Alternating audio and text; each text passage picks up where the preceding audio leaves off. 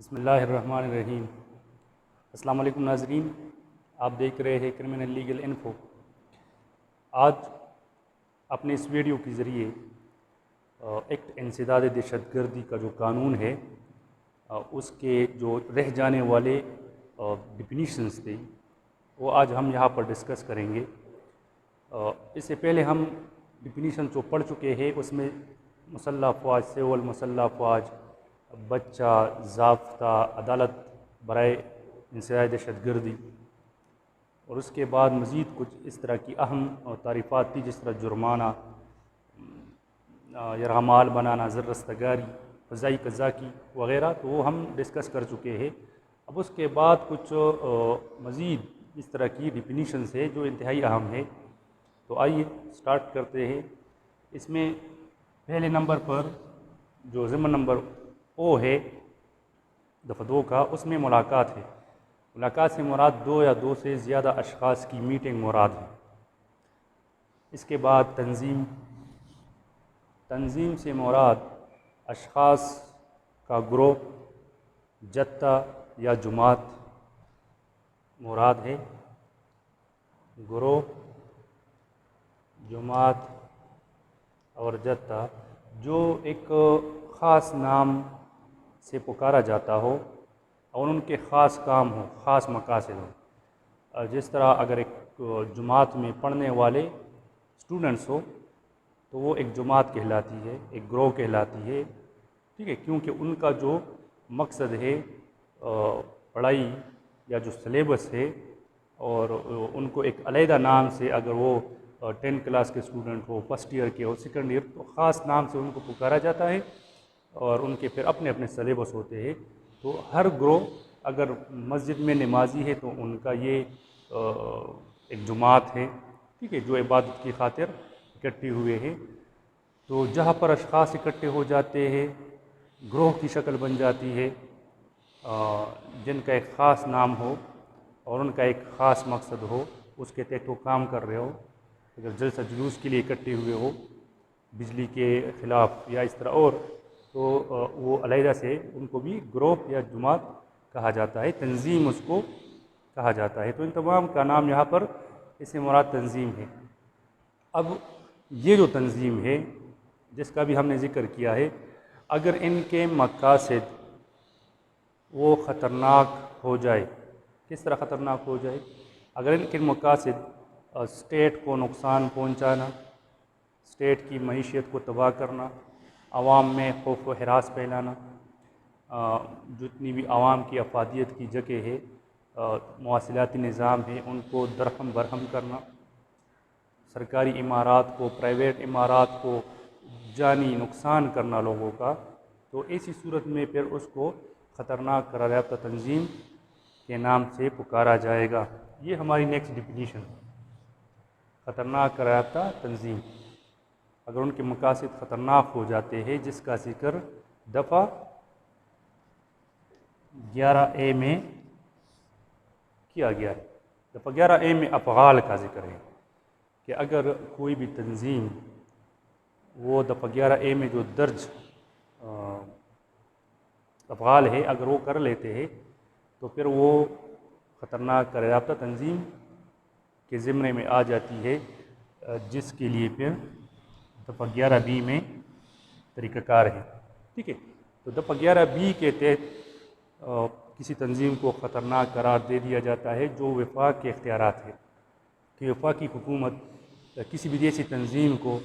جو دفعہ 11A میں درج افعال میں سے کسی بھی فعل کے مرتکب قرار پائے جاتے ہیں، تو ان کو خطرناک قرار یافتہ تنظیم باقاعدہ مشتہر کر کے ان کو خطرناک قرار یافتہ تنظیم کو قرار دے دیے جاتے ہیں، ٹھیک ہے۔ پھر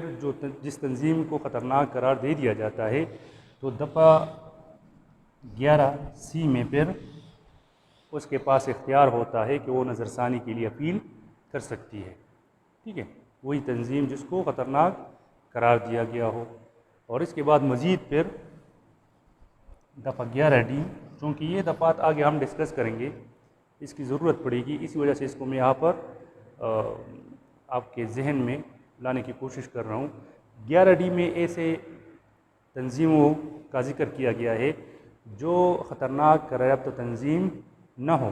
لیکن ان پر شبہ ہو، ان پر شک ہو کہ ان کے روابط خطرناک قرار یافتہ تنظیم سے ہو سکتے ہیں، مطلب زیر مشاہدہ ان کو رکھا جاتا ہے، انڈر آبزرویشن رکھا جاتا ہے، تو ایسے تنظیموں کا ذکر 11D میں کیا گیا ہے، مشکوک تنظیم۔ اور پھر 11E میں تدابیر کا ذکر ہے کہ اگر کوئی تنظیم خطرناک قرار دے دیا جائے تو پھر کون سی تدابیر اس کے خلاف اختیار کی جائے گی، اس کے دفاتر بند کیے جائیں گے، اس کے اگر کوئی اخبار ان کا نکلتا ہے، پریس کانفرنسز اس طرح کی ان کی ہوتی ہو تو ان پر بین لگایا جائے گا، اگر ان کے جھنڈے ہے، کوئی نشانات ہے، اس طرح کوئی شرٹ وغیرہ ہے، ٹوپیاں انہوں نے بنائی ہے، تو ان تمام کو قبضے میں لے کر ان پر پابندی عائد کی جائے گی اس کے استعمال پر۔ اس کے علاوہ اگر ان کے اکاؤنٹس وغیرہ ہے تو ان کو فریز کیا جائے گا۔ تو 11E میں پھر ان کے خلاف جو کارروائیاں ہوگی، تدابیر ہوں گے، اس کا ذکر ہے۔ پھر اس کے بعد 11EE میں اس میں پھر ضمانت کا ذکر ہے کہ ایسی تنظیموں سے پھر ضمانت لینے کا کیا پروسیجر ہوگا، جو ضامنان ہوں گے وہ فرداد اپنی زمینوں کے پیش کریں گے، اس کے ساتھ اپنی نیسی وغیرہ، پھر وہ جو پریکٹس ہے اضلاع میں، پھر وہ جتنی بھی کاغذات ہوتے ہیں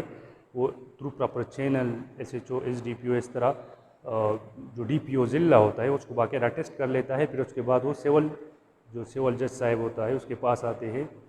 اور وہاں پر اس کو پھر پابند ضمانت کیا جاتا ہے۔ 11EE میں بہت سی اور بھی باتیں ہیں کہ کن کن اشخاص، مطلب جو دہشت گرد اشخاص ہیں وہ کن کن مقامات میں، کن کن موقعوں پر وہ اس میں شمولیت نہیں کر سکتے۔ مثال کے طور پر کوئی جلسہ جلوس ہو رہا ہے، میلے اگر منعقد ہو رہے ہیں، اس طرح تعلیمی ادارے ہیں، اس طرح اور اگر الیکشن وغیرہ کمپین ہے تو اس میں ایسے اشخاص کا، ایسی تنظیموں سے ریلیٹڈ جو لوگ ہیں ان کی انٹری وہاں پر ممنوع ہے، ٹھیک ہے۔ اور پھر وہ تانے میں باقاعدہ آ کر اپنی وہ آمد وہاں پر روزنامچے میں وہ ان کی کرائی جاتی ہے۔ تو یہ ایک بہت ہی طویل پروسیجر ہے ان تمام تنظیموں کا، لیکن یہاں پر جو خطرناک قرار یافتہ تنظیم کی بات تھی تو یہ 11B سے ریلیٹڈ ہے، مطلب 11B کے تحت وفاقی گورنمنٹ کسی بھی تنظیم کو خطرناک قرار یافتہ تنظیم قرار دے سکتی ہے، ٹھیک ہے۔ پھر مزید یہ جو ڈسکس ہم نے کیے ہیں دفعات، یہ آگے کام آئیں گے انشاءاللہ۔ اچھا، اس کے بعد سرکاری ملازم ہے۔ سرکاری ملازم سے ایسا ملازم مراد ہے، ایسا شخص مراد ہے جس کی تعریف دفعہ 21 تعزیرات پاکستان میں کی گئی ہے۔ مطلب کیا ہے؟ دفعہ 21 تعزیرات پاکستان میں 7-8 ضمن ہے، جس میں 7-8 قسم کے لوگوں کے نام ہے کہ وہ سرکاری ملازمین کی تعریف میں آتے ہیں۔ یہاں اس سے مراد یہ ہے کہ اگر اس قانون کے کسی بھی فرائض کو، کسی بھی کام کو ادا کرنے کے لیے کسی بھی شخص کو اختیار دے دیا جائے، گورنمنٹ اس کو اختیار دے دے، تو وہ شخص بھی سرکاری ملازم کی تعریف میں آئے گا، ٹھیک ہے۔ اس کے بعد ہے جدول۔ یہ انتہائی چھوٹا سا لفظ ہے لیکن اس کے معنی بہت وسیع ہے۔ جس طرح کیمسٹری کا جو دوری جدول ہوتا ہے، پیریڈک ٹیبل جس کو کہا جاتا ہے، اس میں ایلیمنٹس کی کلاسیفیکیشن کی جاتی ہے، ہر ایلیمنٹس کو اس کے مقررہ جگہ پر رکھا جاتا ہے۔ اسی صورتحال یہاں پر بھی ہے۔ اس قانون میں 5 جدول ہے، پہلے 4 تھے، ابھی 1 کا اضافہ ہو چکا ہے اور یہ اس قانون کے آخر میں اس کی تفصیل دی گئی ہے۔ تو 4 جدول ہے۔ جدول 1 میں جو خطرناک قرار یافتہ تنظیمیں ہیں ان کی تفصیل جدول 1 میں وہ درج کی جاتی ہے، ٹھیک ہے۔ جدول 1 میں خطرناک قرار یافتہ تنظیم جس کا ذکر 11B میں کیا گیا ہے، تو یہ جدول 1 میں اس کی تفصیل ہوتی ہے۔ اس کے بعد جو دوسرا جدول ہے اس میں زیر مشاہدہ جو تنظیمیں ہوتی ہے تو ان کی تفصیل یہاں پر درج ہوتی ہے، جس کی ابھی ہم نے ذکر کیا ہے 11D میں ایسی تنظیم جس پر شک ہو کہ ان کے روابط خطرناک رابطہ تنظیم سے ہو سکتے ہیں۔ اچھا، جدول سوم میں جو تیسرا جدول ہے اس میں جرائم کا ذکر ہے کہ کون سے افعال وہ دہشت گردی کے جرائم کی تعریف میں آئیں گے، کون سے افعال، کیا مقاصد ہوں گے، مقاصد کے حصول کے لیے کون سے افعال اگر کوئی شخص کریں گے جس سے کوئی جرم واقع ہو جائے تو کیا ہوں گی۔ تو دفعہ 6 میں اس کی مکمل تفصیل بیان کی گئی ہے، اور چوتھے جدول میں ضمانت کے متعلق احکامات ہے جس کا بھی ہم نے ذکر کیا ہے 11EE، ٹھیک ہے، کہ جو کس طرح جو خطرناک رابطہ تنظیم ہے ان سے ضمانت لی جائے گی، جس کو ہم پریکٹیکلی طور پر اضلاع میں شیڈول 4 کہتے ہیں۔ تو اسی وجہ سے جدول کو شیڈول کہتے ہیں، اور 4 نمبر ہے تو 4 کہتے ہیں، تو چوتھا جدول، ٹھیک ہے۔ اور جو ابھی 5واں جدول وہ منظر عام پر آیا ہے، تو یہ جتنی بھی یہ تنظیمیں ہیں بین الاقوامی سطح پر، تو وہ جو میٹنگز میں انہوں نے جن اشخاص کو استثناء دی ہوئی ہے کہ ان کے خلاف کوئی کارروائی نہیں ہو سکتی، تو جنیوا کنونشن ہے، تو ان اشخاص کو یہاں پر شامل کیا گیا ہے۔ اس کی تفصیل اس جدول 5 میں ہے، جنیوا کنونشن، ٹھیک ہے۔ مثال کے طور پر انہوں نے استثناء دی ہے جتنے بھی سفارتکار ہیں ان کو استثناء دی ہے کہ ان کے خلاف کوئی کارروائی نہیں ہوگی۔ اس طرح یہ بہت ہی اس میں جتنی بھی میٹنگز بہت زیادہ ہوئی ہے، تو اس میں مختلف اقسام کے لوگوں کو وہ استثناء دی گئی ہے، تو پھر ان کے خلاف کوئی بھی کارروائی دہشت گردی کے قانون کے تحت نہیں ہو سکتی۔ اور باقاعدہ دفعہ 6 میں بھی اعزازگی کی گئی ہے کہ اگر جو جدول 5 میں جو میٹنگز میں درج جن اشخاص کو استثناء دیا گیا ہے، اگر کوئی اس کے باوجود اس کے خلاف کارروائی کر لیتا ہے تو وہ بھی دہشت گردی کہلائے گا، اس شخص کے خلاف بھی دہشت گردی کے تحت کارروائی ہوگی۔ تو یہ 5 جدول یہ اس قانون میں بنائے گئے ہیں، جس کو یہاں پر لفظ دیا گیا ہے جدول،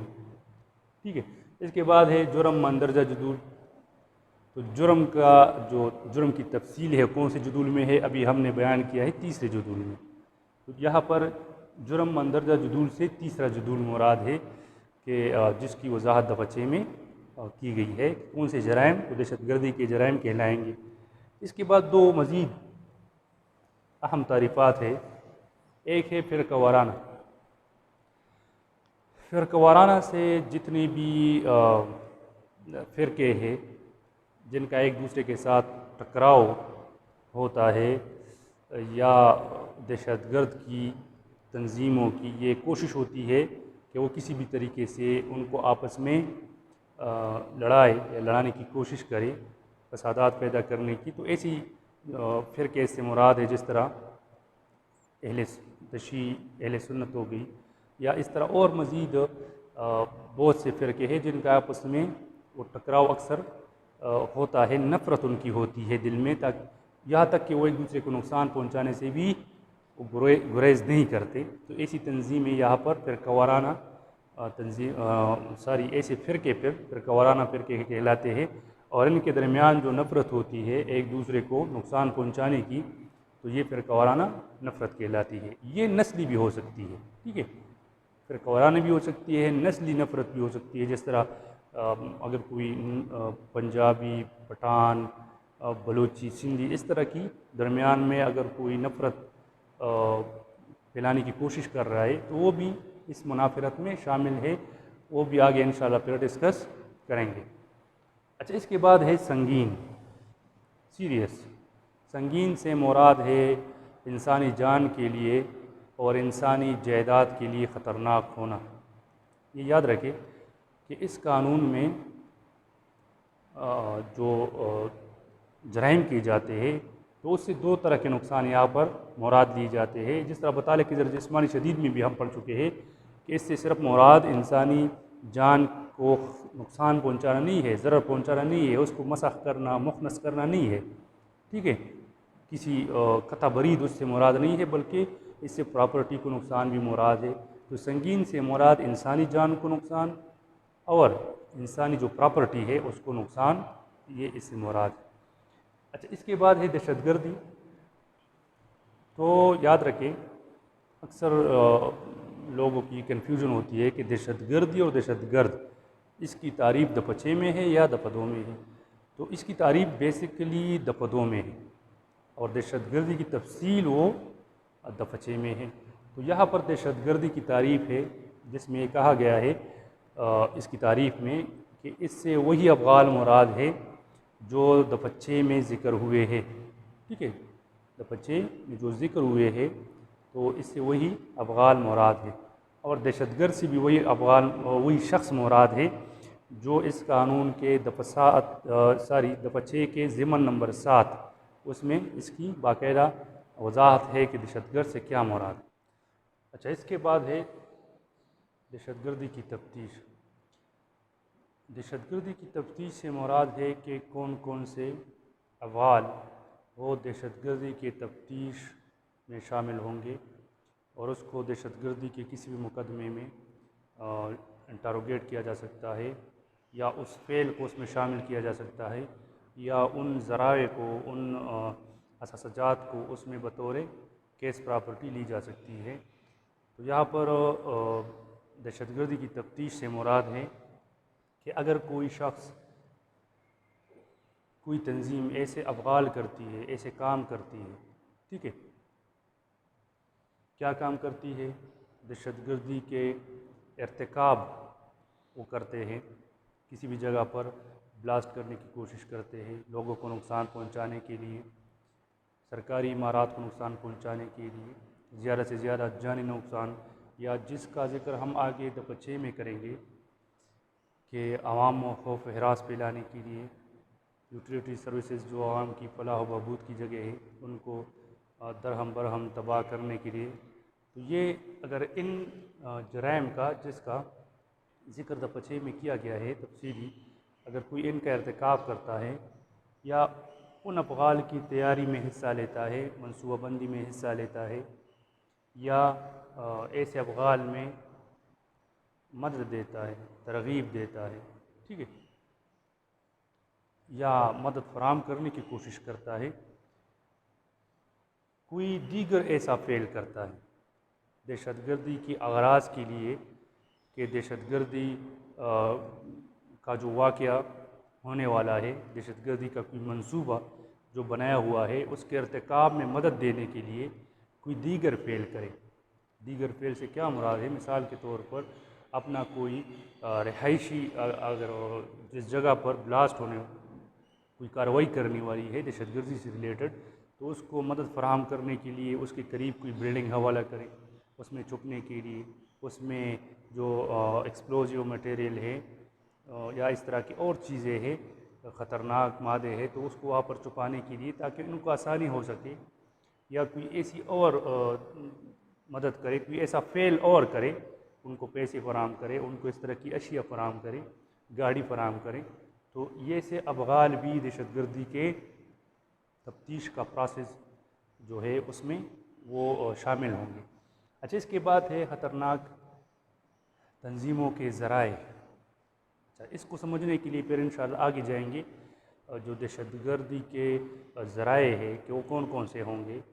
تو یہاں پر وہ ذرائع مراد ہے، اس میں پیسے بھی ہے، رقم بھی شامل ہے، اس میں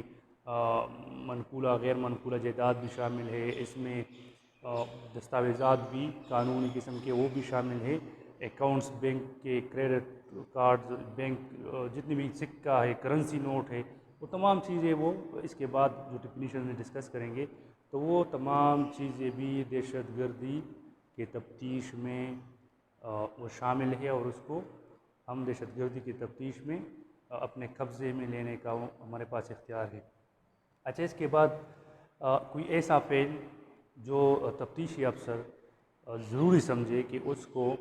دہشت گردی کے مقدمے میں اس میں شامل ہونا چاہیے، اس کی تفتیش ہونی چاہیے، کوئی ایسا دیگر فعل ہے، تو اگر اس سے دہشت گردی کے مقدمے کو ٹریس کرنے کے لیے کوئی کلو، کوئی نشان ملتا ہے، تو اس کو بھی دہشت گردی کے تفتیش میں شامل کیا جا سکتا ہے۔ تو یہ تمام باتیں یہ دہشت گردی کی تفتیش کہلائے گی اور تفتیش کا حصہ ہوں گے۔ تفتیش میں اس کو انٹروگیٹ ایسے اشخاص کو کیے جا سکتے ہیں جن کا ان افعال سے کوئی ریلیشن ہو۔ اچھا، اس کے بعد ہے دہشت گردی کی جائیداد، جو یہاں پر ہم نے ذکر کیا ہے کہ خطرناک تنظیم کے ذرائع کیا کیا ہوں گے، ٹھیک ہے، وہ تمام دہشت گردی کی تفتیش میں شامل ہے۔ تو یہاں پر ابھی اس کی تفصیل ہے کہ وہ کون سے ذرائع ہیں جو دہشت گردی کی جائیداد کہلائیں گے۔ تو پہلے نمبر پر ہے زر نقد، ٹھیک ہے، نقد رقم جو دہشت گرد تنظیموں کے پاس پڑے ہوئے ہیں اور دہشت گردی کی تفتیش کے دوران وہ میسر ہو جاتے ہیں، تو یہ دہشت گردی کی پراپرٹی ہوگی، دہشت گردی کی جائیداد کہلائے گی، ٹھیک ہے۔ خطرناک قرار یافتہ تنظیم کے ذرائع، ذرائع میں کیا کیا چیزیں ہیں؟ اگر ایسے افعال دہشت گردی کے اغراض کے لیے کیے جائے جن کے کمیشن سے آمدنی موصول ہوتی ہو دہشت گرد تنظیم کو، ٹھیک ہے، ایسے افعال جن کی آمدنی سے ملنے والی جو کمیشن ہے وہ ان کو ملتی ہے، یا ایسے افعال کہ اس سے جو آمدنی حاصل ہوتی ہے وہ تمام دہشت گرد تنظیم کے فنڈ میں جاتی ہے، یہ دہشت گردی کے جائیداد کہلائیں گے۔ یا اس کے بعد اثاثجات جتنی بھی ہیں، اگر وہ پڑھنے کے قابل ہے، واضح ہے یا نہیں ہے، جس قسم کی بھی ہے، لیکن اثاثجات جتنی بھی ہے وہ دہشت گردی کے فعل سے اگر ریلیٹڈ ہے تو وہ دہشت گردی کی جائیداد کہلائیں گے۔ یا ایسے افعال جن میں سے کوئی اس طرح کی انعامات وغیرہ وہ دہشت گرد تنظیم یا دہشت گرد شخص کے ذریعے اس تنظیم کو ٹرانسفر ہوتی ہے۔ یا منقولہ غیر منقولہ جائیداد، ٹھیک ہے، منقولہ غیر منقولہ جائیداد سے مراد ایسی پراپرٹی جس کو ایک جگہ سے دوسری جگہ ٹرانسفر کیا جا سکتا ہے تو اس کو منقولہ کہتے ہیں۔ غیر منقولہ ایسی جائیداد جس کو ایک جگہ سے دوسری جگہ ٹرانسفر نہیں کیا جا سکتا، تو یہ بھی دہشت گردی، اگر دہشت گرد کارروائیوں سے ریلیٹڈ ہے، یہ بات یاد رکھیں، تب وہ دہشت گردی کی تفتیش کہلائیں گے۔ اس کے بعد ہے دستاویزات، قانونی دستاویزات جتنی بھی ہوں گے، اسٹامپ پیپر، زمینوں کے متعلق یا اس طرح اور ایگریمنٹس کے متعلق، تو وہ دہشت گردی کی جائیداد کہلائیں گی۔ اس کے بعد الیکٹرانک یا ڈیجیٹل مواد اگر کسی دہشت گرد تنظیم یا شخص کے متعلق ہے اور کسی مقدمے میں وہ مل جاتی ہے تو وہ بھی دہشت گردی کی پراپرٹی ہوگی۔ اچھا، اس کے بعد شیئرز، اگر ان کے شیئرز ہے، ٹھیک ہے، کفالت نامے ہیں، کفالت نامے کہتے ہیں ایسی دستاویز کو جس کو فوری طور پر رقم میں چینج کیا جا سکتا ہو، جس طرح یہ بانڈز جس کو فوری طور پر رقم میں چینج کیے جا سکتے ہیں، تو یہ کفالت نامے ہے۔ لیٹر آف کریڈٹس ہو گئے، ہنڈی جو بیرون ملک سے جس طریقے سے پیسے وہ ٹرانسفر کیے جاتے ہیں انلیگل طریقے سے، منی لانڈرنگ، تو یہ تمام اس طرح کی چیزیں، یا سکہ ہو گئی، کرنسی کے نوٹ ہو گئے، جس قسم کی بھی کرنسی ہے جس ملک سے بھی ریلیٹڈ ہے اس کے نوٹ ہو گئے، منی آرڈر ہو گئے، بینک کریڈٹ ہو گئے، ٹھیک ہے، ٹریول چیکس ہو گئے، بینک چیکس ہو گئے، اور یا دیگر ایسی مالی دستاویزات جس کو وقتاً فوقتاً وفاقی حکومت دہشت گردی کی جائیداد کا حصہ قرار دے، تو پھر وہ دہشت گردی کی جائیداد کے حصہ تصور ہوں گے اور دہشت گردی کی تفتیش میں اس کو اپنے قبضے میں لینے کا اختیار پھر پولیس افسر کے پاس۔ یہ دہشت گردی کی جائیداد دی۔ اس کے بعد ہتھیار کا ذکر ہے کہ ہتھیار سے کیا مراد ہے، تو ہتھیار سے اسلحہ آتشی، ٹھیک ہے، ہر قسم کا وہ مراد ہے۔ بگ سے اڑ جانے والا مادہ، ایکسپلوزیو میٹیریل، وہ مراد ہے۔ تلوار ہتھیار ہے، خنجر ہتھیار ہے، آہنی، پنجہ، مکہ یہ ہتھیار ہے۔ Sten gun, bomb, grenade, launcher, mortar, atomic weapon, ٹھیک ہے، یہ تمام ہتھیار ہے۔ اور اس میں ایسا ہتھیار بھی شامل ہے جس کی وضاحت ناجائز ایکٹ حوالگی اسلحہ جو 1991 کا قانون ہے، تو یہ اس میں جتنی بھی شامل ہے اسلحہ تو وہ بھی یہاں پر مراد ہے۔ اچھا، اس کے بعد آخر میں انہوں نے بہت وسیع ایک فکرہ ڈالا ہوا ہے کہ اگر ان ڈیفینیشنز میں جو ہم یہ ان ویڈیوز میں آپ کے ساتھ شیئر کر چکے تھے. اگر ان تعریفات میں کوئی ایسی ڈیفینیشن وہ رہ گئی ہے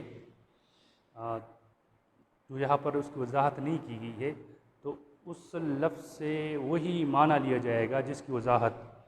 ضابطہ فوجداری میں کی گئی ہے یا تعزیرات پاکستان کی ڈیفینیشن میں کی گئی ہے.